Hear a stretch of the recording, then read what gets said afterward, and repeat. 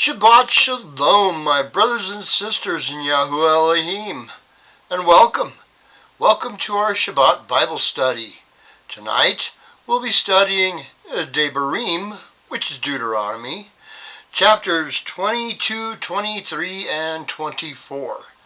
So go ahead and grab your Bibles so that you can read along with me so that you see it with your own eyes as well as hear it with your ears, and that way it's easier for us to learn. Okay? Sounds good. I hope everybody had a good week.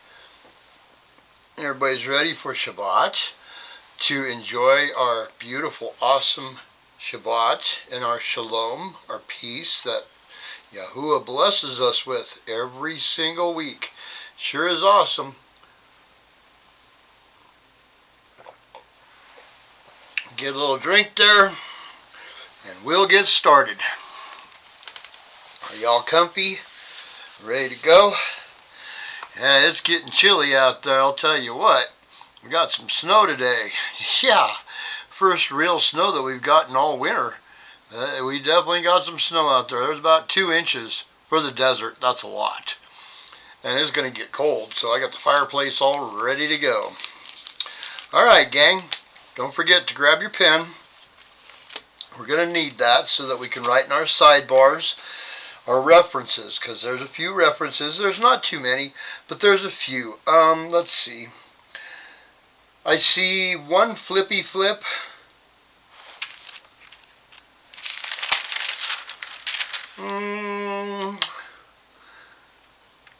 Yeah, there's only just, it looks like there's just one flippy flip. The rest are just references. Okay. Alrighty then.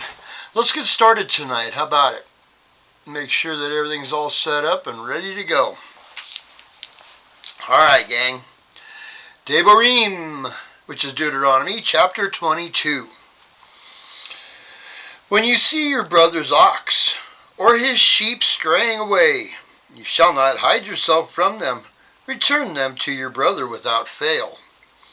And if your brother is not near you, or if you do not know him, then you shall bring it to your own house, and it shall be with you until your brother seeks it. Then you shall return it to him. There again, if something that one of your neighbors or somebody loses something, one of his cows walks away, or who knows what, it could be anything. If you find it, don't keep it. Try to get it back to that person. Say somebody loses their wallet. You're not going to go through the wallet and take whatever it is that you want. You try to get a hold of that person. You know, if there's money in that wallet, it's probably because he needs it to pay a bill or something. Help him out. Be a brother. Don't do the greedy thing. Okay? Verse 3. And so you do with his donkey, and so you do with his garment, and so you do with whatever your brother loses, which he has lost and you have found. You are not allowed to hide it yourself. Yeah, that just ain't cool.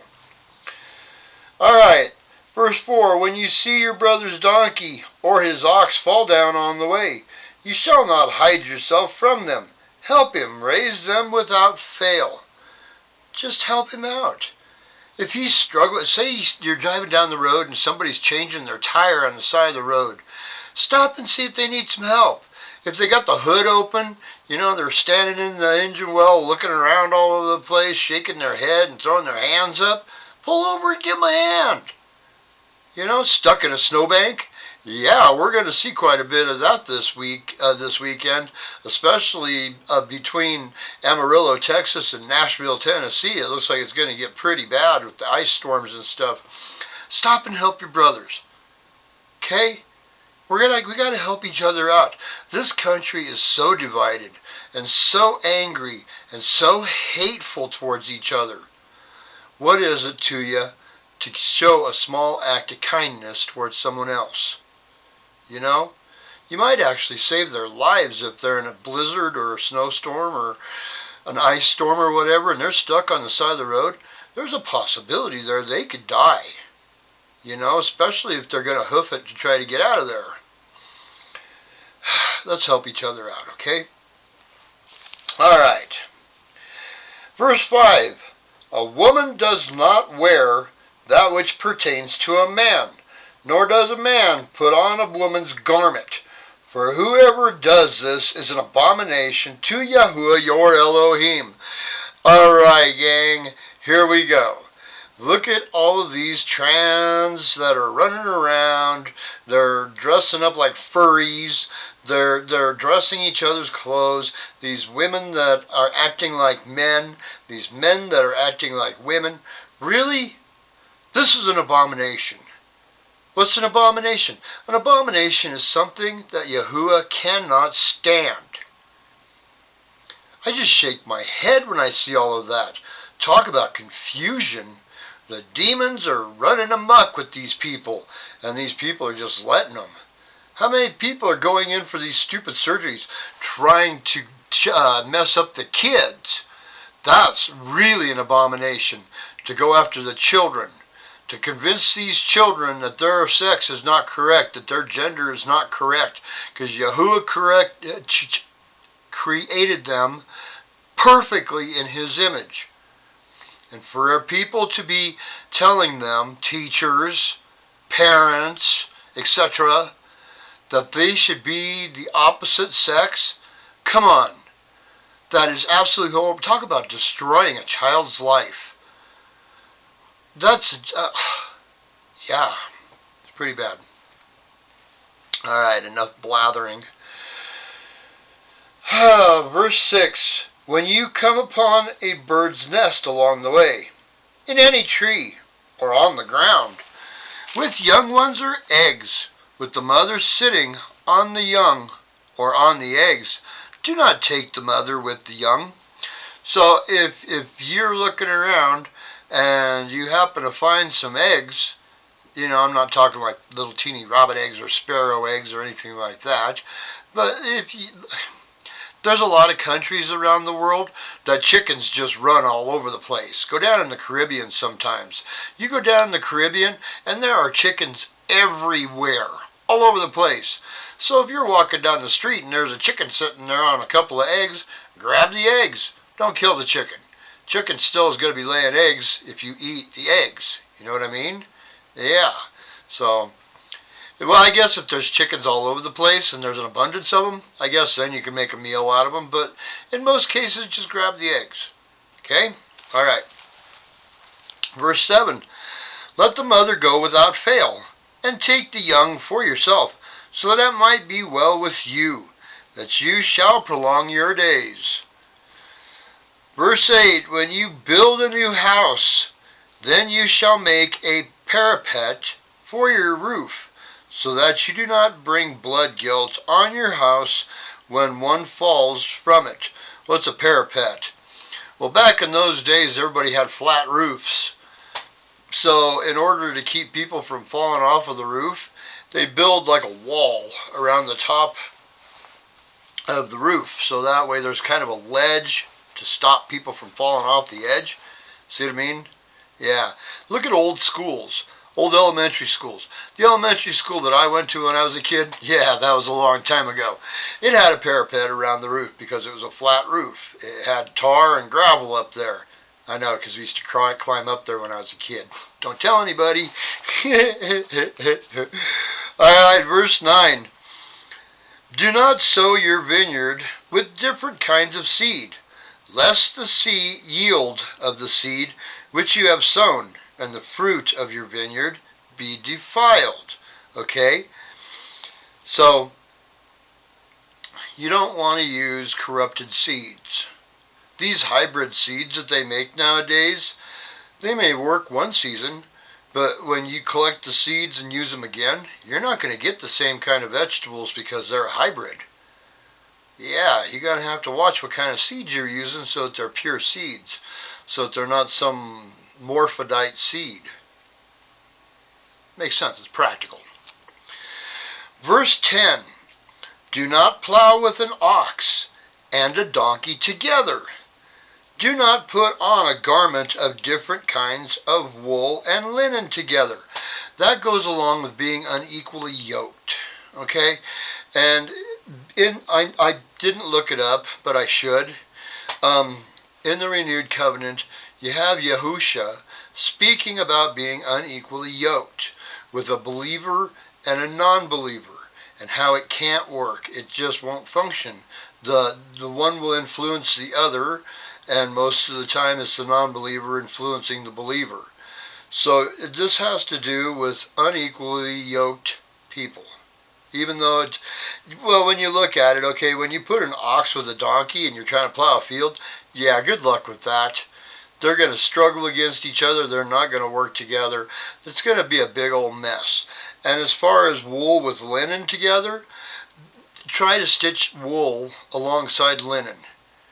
It's not going to hold. It's going to fall apart, as will an unequally yoked marriage. It's going to fall apart. Unless if one lives a life and the other lives his own life and they have nothing to do together, it's probably not going to work. Okay? So this is just kind of a metaphor, I would say. But you can't do it. You can't do it. In all practicality, you just can't do it. Okay. Verse 12. Make tassels on the four corners of the garments with which you cover yourself. Okay? And that has to do with Numbers 15:37. About the tzitzits. Okay, we went through all of that, talked about the tzitzits, how the woman with the blood issue touched the hem of Yahusha's skirt and it healed her. She touched his tzitzits. Okay? If you want, go on back to Numbers 15:37 and look all that up, and it'll explain it to you. It's also in Leviticus. Okay, verse 13. When any man takes a wife, and shall go into her, and shall hate her, and shall make abusive charges against her, and bring an evil name on her, and say, I took this woman, and when I came to her, I did not find her a maiden.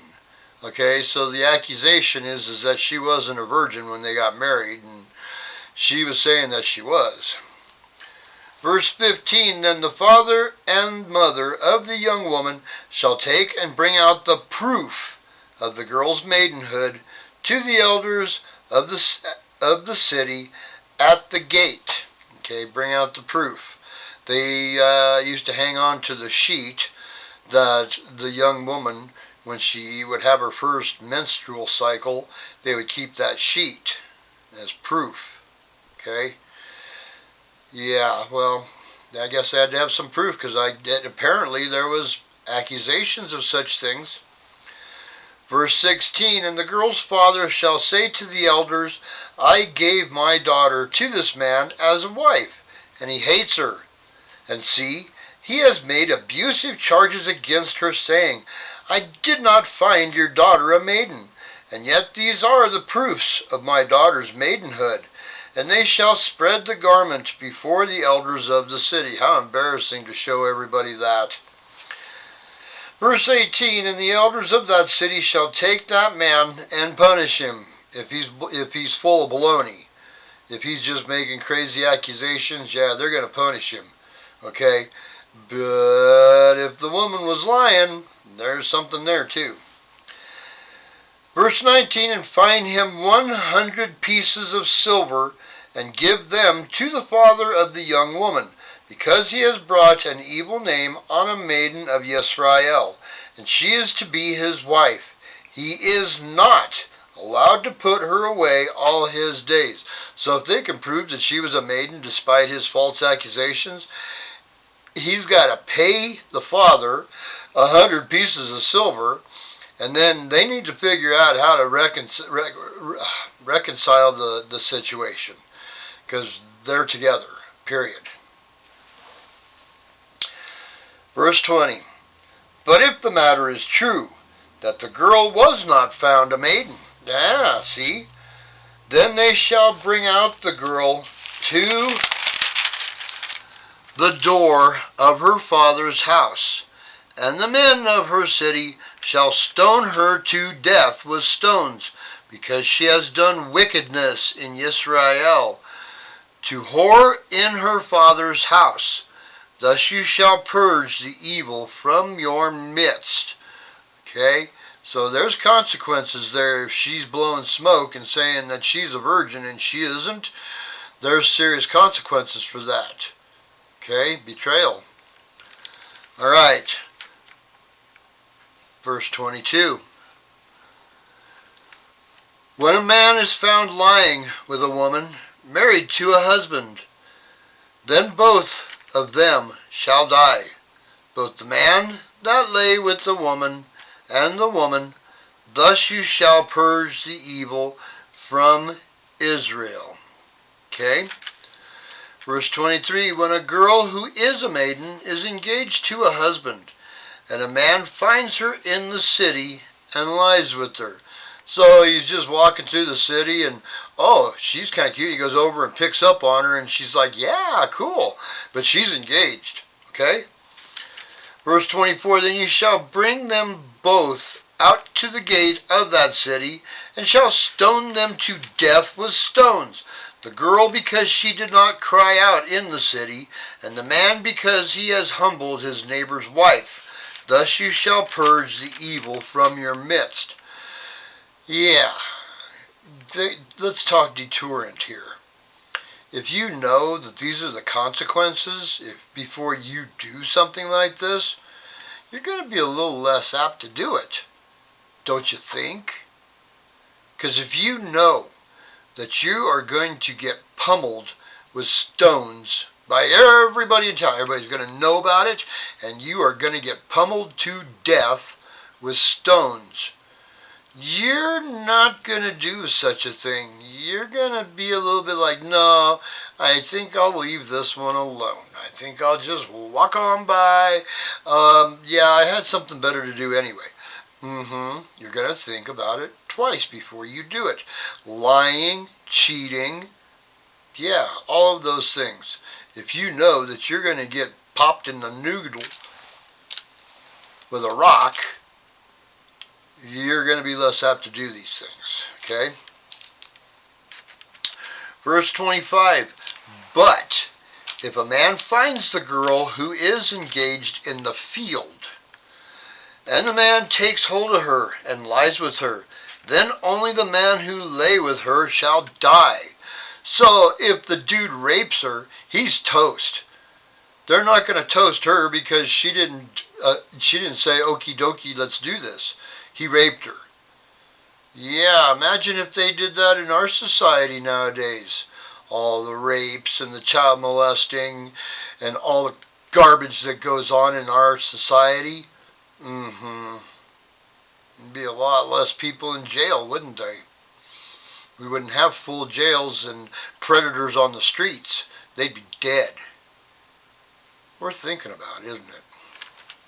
I'm telling you, Yah's laws are practical. Okay, verse 26. But you shall do no matter to the girl. The girl has no sin worthy of death. For the matter is like a man who rises against his neighbor and murders him, a being, a soul. For he found her in the field, and she cried out, the engaged girl, but without anyone to save her, because he's a scumbag and he raped her. Verse 28. When a man finds a girl who is a maiden, who is not engaged, and he seizes her and lies with her, and they are found out, then the man who lays with her shall give to the girl's father 50 pieces of silver, and she is to be his wife, because he has humbled her. He is not allowed to put her away all his days. So, if two of them get caught doing hanky-panky, guess what? They're hitched. He's got to pay her father 50 pieces of silver, and they're hitched. So, I hope it was worth it.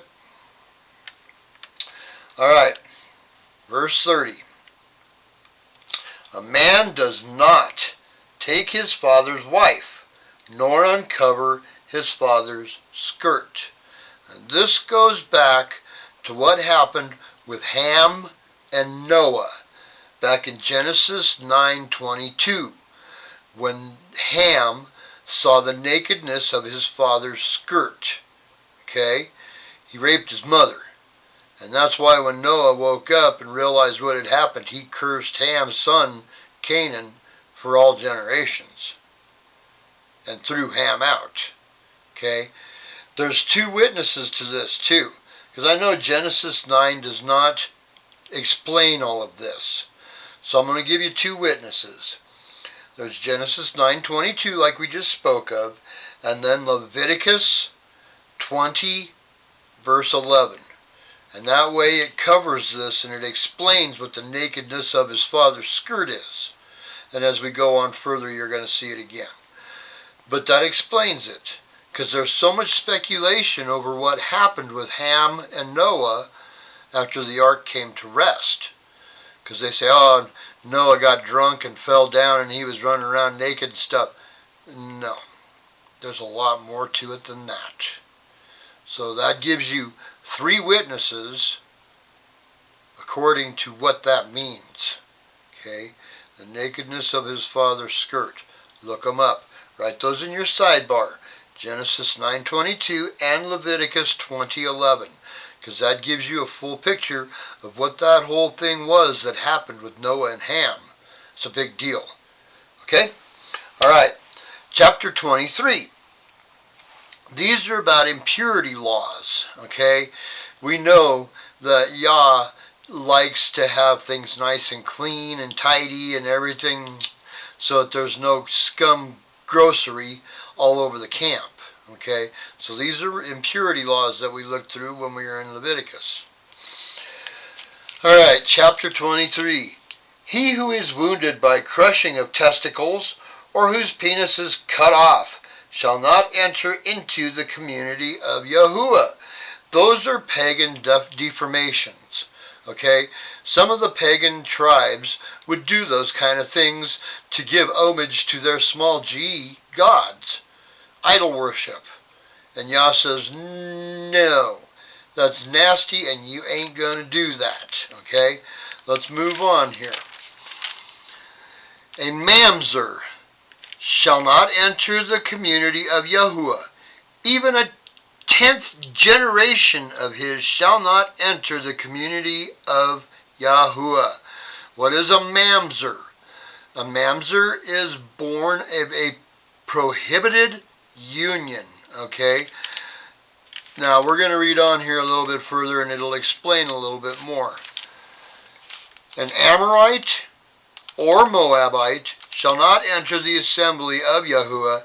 Even a 10th generation of them shall not even enter the assembly of Yahuwah. Okay, so the Amorites and the Moabites, they were so nasty and disgusting that if you were to mingle your seed with them, not even to the 10th generation would Yahuwah accept them. So that means that you just damned all of your children to the 10th generation at least. Something worth thinking about. Or you can also think of it as incest. Because incest, it ranks right up there with all of that. It's a prohibited union. Okay? Alright. Verse 4. Because they did not meet you with bread and water on the way when you came out of Mitzrayim, and because they hired against you Balaam, son of Beor, from Pethor of Aram Naharaim, to curse you. Okay, remember the whole thing with Balaam of Beor? Okay, yeah, we're getting ready to go through all of that in Yasher also. It's pretty spicy in Yasher. Anyway, if you want to look that up, that has to do with the Midianites, that they sent down to mingle seed with the children of Israel, and the whole thing that happened with Phinehas running through the Levite and the Mitzrayite woman in the door of the tent of appointment with a spear, and all of that has to do with this, okay? And that is Numbers 22 through 25. You probably ought to go, if you're not familiar with that, you probably ought to go back and read about Balaam of Beor, okay? The talking donkey and stuff. Alright, verse 5. But Yahuwah your Elohim refuses to listen to Balaam. And Yahuwah your Elohim turned the curse into a blessing for you, because Yahuwah your Elohim loves you. So every time that Balaam tried to curse the children of Israel, Yah turned it around and made it a blessing. He couldn't speak anything except for Yah, what Yah said. So even though he was trying to curse them, it wouldn't come out that way. It was coming out a blessing each time. All right, verse 6. Do not seek their peace, nor their good, all your days forever. Do not loathe an Edomite, for he is your brother. Do not loathe a Mitzrayim, because you were a stranger in his land. Okay, an Edomite, the children of Edom. Children of Edom, those are Esau's people. Esau was a brother. Even though he was a creep, he's still a brother. And because of his skin color, because he was red and hairy all over, people have a tendency to say that you're an Edomite because of your skin color. Okay? This is a stupid thing. This is really stupid. If you're an Israelite, you're not an Edomite. Edomite is just a slang word that people use to describe, to try to call you out. Okay? They'll try to call you out and call you an Edomite. Yeah, I don't think so. That's dumb. And right here, it says, don't do it. Do not loathe an Edomite. Leave him alone. For he's your brother. Do not loathe the Mitzrayim, an Egyptian, because you are a stranger in his land. Okay? Verse 8. The children of the third generation born to them do enter the assembly of Yahuwah. So the third generation of those mingled, they'll enter. But not till the third generation. Alright, verse 9. When the camp goes out against your enemies, then you shall guard yourself from every evil matter. Okay, so if all the guys go out to do battle, yeah, they gotta have some kind of security in the camp. They gotta have somebody keeping an eye on things. Yeah, do you know anything about military bases? Yeah, when the guys get deployed, the women put red lights in their front lights, in their porch lights, to tell everybody that their man's gone. Gotta keep an eye on these things. Make sure that these things don't happen. Alright? Verse 10. When there is any man among you who is not clean because of an emission in the night, then he shall go outside the camp. Let him not come into the midst of the camp. And it shall be, at the approach of evening, that he bathes with water, and when the sun sets, let him come into the midst of the camp. Alright, if somebody has a mission in the middle of the night, you can't be wandering around all day long with that all over you. Especially if you're cooking and you're meeting up with people and things being social and stuff like that. You can't have that all over you. Talk about chances for disease. Yeah. Go take a bath. What's the matter with you? Walking around with all that all over you. Go on. Go take a bath. And then come back at sunset, and then you can join in the fun. But until then, out. Okay, verse 12. And you shall have a place outside the camp where you shall go out. And you shall have a sharp implement among your equipment. And when you sit down outside, you shall dig with it, and turn and cover your excrement. Yeah. If you gotta go number 2, being polite, then you go outside the camp, you dig a hole, you do your thing, and then you bury it back up. Y'all ever been hunting or hiking or anything like that out in the wilderness? Yeah, how do you handle that? Come on. Common sense? Practicality? You can't just right in the middle of camp. Yeah, everybody be walking in it. Yeah, no, that's not cool. Let's see what Yah says about it. Verse 14 for Yahuwah your Elohim walks in the midst of your camp to deliver you and to give your enemies over to you. Therefore your camp shall be set apart, so that he does not see unclean matter among you. Yeah, Yahuwah doesn't want to walk through a camp with a bunch of stuff on the ground. He don't want to be around all of that. And shall turn away from you. So, you don't want your camp being gross. That's nasty. Yahuwah is going to put his thumb over his nose. Yikes, these guys are disgusting, and he's out of there. Think about it, guys. Practicality. Verse 15. You do not hand over to his master the slave who has escaped from his master to you. So if a slave escapes, think about before the Civil War.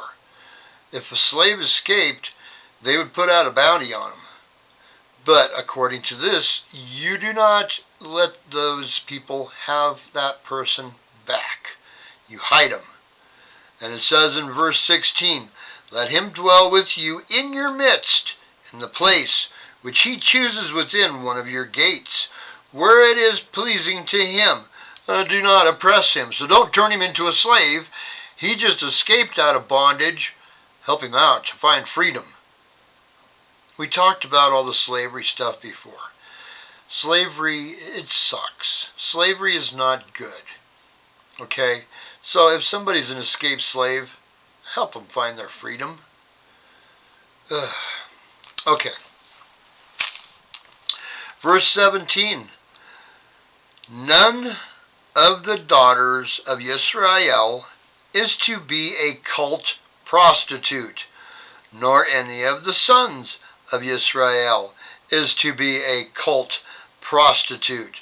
Cult prostitute, a mamzer. Basically, it's a mamzer. What we just went over in verse 2 of chapter 23. Yeah. Also, one that worships Ishtar, because Ishtar is a flaky fertility, small g goddess, Easter, yeah, rabbits pooping eggs, and yeah, we don't need any of that. Come on. Whew. Verse 18, do not bring the harlot fee of a whore for the pay of a dog. What's a dog? A male prostitute. Yeah, isn't that nice? And just a gigolo, yeah, that's great. To the house of Yahuwah, your Elohim, for any vowed offering for both of these are an abomination to Yahuwah, your Elohim. So, if you're a hoe, don't take the money that you make and give it as a tithe. That's pretty... That's not cool. That's just not cool. Verse 19, do not lend at interest to your brother. Interest of silver, interest of food, or interest of whatever is lent at interest. So if your brother needs something, don't loan it to him at interest. If you're going to loan him $10, loan him $10. If you're going to loan him a couple of steaks and some hamburgers so that he can get through the week and feed his family, then loan him the hamburger and the steaks. You don't need to collect interest on it. Or now you've got a favor that he owes you. No, nothing like that. But, verse 20, to a foreigner you lend at interest, but to your brother you do not lend at interest, so that Yahuwah your Elohim might bless you in all that you put your hand to in the land which you are entering to possess. So if it's a foreigner, a heathen, a pagan, somebody who's not a follower, then you can charge them interest. Yeah. Interesting, huh? Verse 23. When you make a vow to Yahuwah, your Elohim, do not delay to pay it, for Yahuwah your Elohim is certainly requiring it of you, and it shall be a sin in you. So if you've recently acquired a little bit of money and you said in your heart, oh, I'm going to give this over to Yahuwah. I got to do something good with this. I can't just keep it for myself. And then you turn around and spend it on a fancy dinner or a bottle of wine or something like that. Yeah, you just made a vow and didn't go through with it. That doesn't work. It's sin. Verse 22, but when you abstain from vowing, it is not a sin in you. So if you do come across some dough and you don't make a vow with it, it's okay. It's all right. That's a heart condition. And what you do with it is your choice as long as you didn't make a vow. Verse 23, that which is gone from your lips you shall guard and do, for you voluntarily vowed to Yahuwah your Elohim what you have promised with your mouth. See? If you open your flap and trap, you're bound by a vow. Verse 24, when you come into your neighbor's vineyard, you shall eat to the satisfaction of your desire, but do not put any in a receptacle of yours. Don't grab your Tupperware and fill it up. No Ziploc baggies to take home with you. No. You eat while you're there, you eat till you're full, and then leave. Probably ought to tell him thank you. That would be the nice thing to do, especially since you're eating his grapes. Verse 25, when you come into your neighbor's standing grain, you shall pluck the heads with your hand, but do not use a sickle on your neighbor's standing grain. Yeah, you don't want to use a sickle. You don't want to harvest it. You just want to pick off a few heads if you're hungry. If you harvest it, it ain't going to grow back. You got to replant the field. Okay, practicality. Chapter 24. When a man takes a wife and shall marry her, then it shall be, if she finds no favor in his eyes because he has found a matter of uncoveredness, there it is again, in her, and he shall write her a certificate of divorce, and put it in her hand, and send her out of his house. Okay, he marries this girl and finds out that she was fornicating. Yeah, she's not exactly purebred out the door. Okay? Verse 2, and if she left his house and went and became another man's wife, and the latter husband shall hate her, and write her a certificate of divorce, and put it in her hand, and send her out of his house, or, when the latter husband dies who took her to be his wife, then her former husband who sent her away is not allowed to take her back to be his wife after she has been defiled. For that would be an abomination before Yahuwah. And do not bring sin on the land which Yahuwah your Elohim is giving you as an inheritance. Yeah. I don't have any comment there. I don't have any say there. I know that there are people who get divorced and remarried. In my eyes, that's between y'all and Yahuwah. Okay? I have nothing to say there.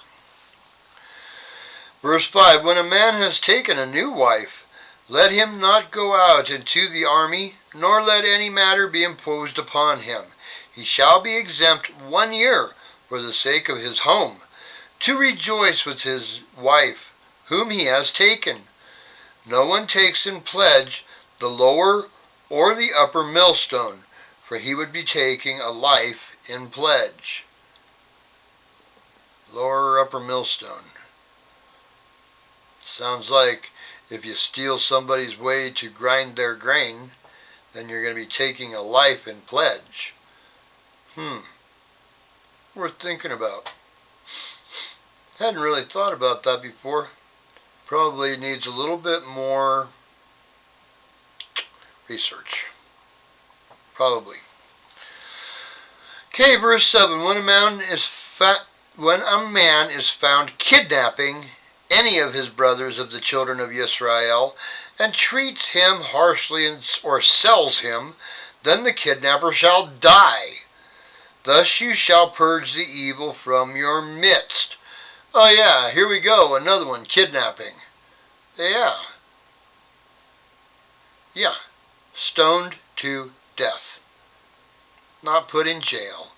Not let out on bail to go do it again. Not, oh, poor baby, slap on the wrist. This is practicality at its finest. If somebody is going to kidnap someone and get away with it, they're going to do it again. Same if they rape somebody, they're going to do it again. All of these things has to have it put to a stop immediately. And if people know that if they do something like this and they get caught, they're toast. They're a little bit less apt to do it. Just saying. We're too soft. Verse 8, take heed in an outbreak of leprosy, to diligently guard and do according to all that the priests, the Levites, teach you, as I have commanded them, so you shall guard and do. Remember what Yahuwah your Elohim did to Miriam on the way when you came out of Mitzrayim. Remember back there in Numbers 12? Yeah, you might want to check that out. Write that in your sidebar. Because when Miriam was having a tantrum and Aaron against Moshe for marrying his wife, who was not of the children of Yisrael, and Yah punished him for getting in Moshe's grill. Punished her and made her leprous. So then she had to go outside the camp because she was leprous. Verse 10, when you lend your brother a loan, do not go into his house to get his pledge. Don't go stomping into his house to get whatever it is back. Well, that's not cool. You lent it to him. Stand outside and let the man to whom you lend bring the pledge out to you. Kindness, understanding. Yeah, he's your brother. And if the man is poor, do not sleep with his pledge, his cloak. Okay? If he doesn't have anything except for his cloak, his coat, his sleeping bag, and he pledges that to you, give it back to him at night so he can go crash out in warmth. Heck, give him a place to crash. Say, man, you can crash at my place if you want to. I don't want you sleeping on the street. Verse 13, by all means return the pledge to him at sundown, and he shall sleep in his own garment, and shall bless you, and it shall be righteousness to you before Yahuwah your Elohim. Verse 14, do not oppress a hired servant who is poor and needy, of your brothers or of your strangers who are in your land within your gates. And we talked about this before. If you know somebody who's poor, give them a hand up. You know, don't oppress them. Don't treat them like dirt, but give them a hand up. If you need your lawn mowed, if you need your gutters cleaned, if you want your car washed, hire them. Help him out. Help him up. Don't just give him a handout. Make him work for it, but pay him fairly for the job so that you're giving him a hand up. We talked about that before. Then this talks about his wages. Verse 15, give him his wages on the same day, and do not let the sun go down on it, for he is poor, and lifts up his being to it, so that he does not cry out against you to Yahuwah, and it shall be sin in you. So don't lure him into a job and not pay him for it. That's cheesy. That's really cheesy. Don't even do that. Verse 16, fathers are not put to death for their children, and children are not put to death for their fathers. Each is to die for his own sin. Okay? So, if a son sins, and the father's not going to pay for it, and if the father sins, the son's not going to pay for it. It's your own sin. That's what you pay for. 17, do not twist the right ruling of a stranger or the fatherless, nor take the garment of a widow. Okay? So if there's a judgment against somebody, don't twist it. If you're in the wrong, don't twist it to make it sound like you're in the right. This is a person that's stranger in your area, or the fatherless, or a widow. How much lower can you get, you know? Verse 18, but you shall remember that you were a slave in Mitzrayim, and that Yahuwah your Elohim ransomed you from there. Therefore I am commanding you to do this word. When you reap your harvest in your field, and have forgotten a sheaf in the field, do not go back to get it. Let it be for the stranger, for the fatherless, and for the widow, so that Yahuwah your Elohim might bless you in all the work of your hands. There again, help the needy.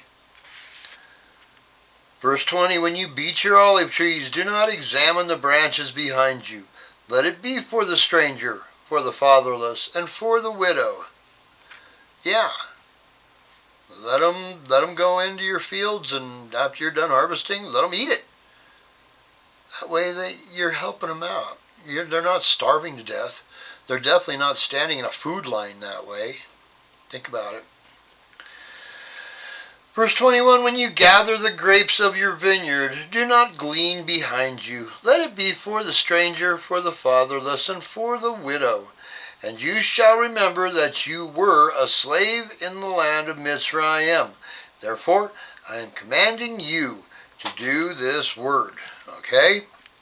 And that is the end of chapter 24. 22, 23, and 24 tonight. Okay? It's just very practical, common sense stuff. We're just reviewing it for this generation that's getting ready to go into the promised land. Yahuwah is very practical. It's all just common sense. You don't want to be nasty. You don't want to be awful. You just want to try to help people out. And if they're your brothers, you better try to help them out. Okay? These are commands. These aren't, oh, well, if you feel like it today. No, these are commands that we are supposed to help each other out. If we helped each other out, then we wouldn't need all the government welfare and garbage. All this stupid stuff that they tax us for, and then they steal all of our taxes and go and fund homosexuals in Ethiopia. Yeah, that's unbelievable. Unbelievable. Anyway, well, gang, that's all I've got for tonight. I hope that you all are gaining knowledge and wisdom as we're getting down to it, gang. We're about through Deuteronomy now. I think we've got like two and a half more studies left in Deuteronomy, and then we'll be done with the Torah. Okay? So take the time to go back and check your references. You need a good basic knowledge of Torah before we go on into the rest of the Bible, because everything in the Bible hangs on Torah and the prophets. Yahusha told us that. Okay? Everything. So we have to have a basic basis to our learning. The Torah. The law. The word from Yah. Okay? Alright, gang. That's it. I hope you all have a great Shabbat. Enjoy it. Celebrate it. Bring your kids in. Teach your children. These children don't stand a chance. They really don't. Think about it, gang. I was praying about what has happened with the channel because of me transferring over the names of Yahuwah and Yahusha, and how everybody disappeared from watching these videos. And I was praying over it to try to figure out what I could do to try to make amends for the transfer there, because the transfer had to be done in order to help our learning out. In order to learn correctly, I had to do that, because there's right and there's wrong. And it was half-baked what we were doing when we were using Yahweh and Yeshua. Okay? We had to correct that. But everybody disappeared. And I was praying about it. And I was sitting in the dark on the edge of my bed, and I was praying about it one night about 2 o'clock in the morning. And Yah told me, don't sweat it. It's okay. The people that I send to your channel are those that I want to learn. There's only going to be 144,000, gang. That's it. 8 billion people in this world. And there's only going to be 144,000. So Yah is choosing who he wants to learn, to gain wisdom and knowledge. And those are the people that are going to end up on this channel and several others that I have referred to in posts and such that are good channels. The ones that are listed in my posts on the channel itself. Those are the channels that are going to have the people. None of us are popular. I don't care about being popular. Popular doesn't matter to me. What matters to me is trying to reach those that are seeking. And if I can't reach them, then that's my shortcoming. It's my failure, and I was taking it very personally. But Yah told me, just relax. I am in control of all this. This is my channel, and I am in control of all of this. And so I went, okay, all right, that makes sense. That makes total sense. Quit being so human and in the flesh, because none of that matters. Just keep doing what I'm doing. Keep teaching, keep reading, and keep going through the Bible to try to help people to learn. That's all I can do. I ain't doing no song and dance, and I ain't got no flashy background, and I don't go through and edit these videos. These are one time, one shot. I put them up. So if there's mistakes in them, you guys have to call me out. You have to call me out and point them out to me so that I realize that I screwed something up and we can go back and fix it. Okay? But as far as being a high production thing, no. There's no high production here. This is all based on His Word. Thus the name of the channel. It ain't about me. It's about Yahuwah. Okay?